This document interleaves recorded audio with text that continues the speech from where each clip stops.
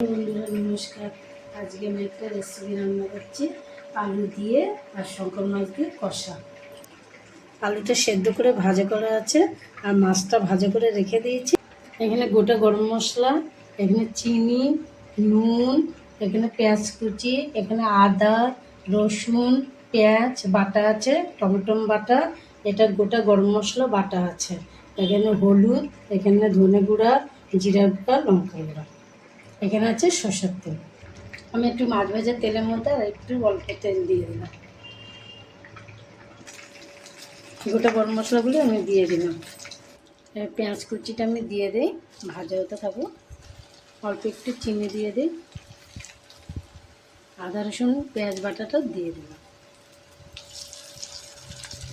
এবার টমেটো বাটাটা দিয়ে দিলাম, এবার স্বাদ মতন একটু নুন দিয়ে দিলাম, এবার গুঁড়ো মশলাগুলো দিয়ে দিলাম, এবার মাছ আর আলুটা দিয়ে দিলাম,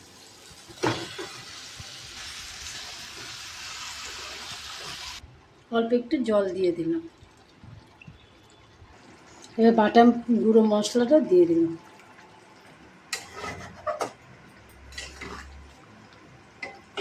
আমাদের মাছ হয়ে গেছে।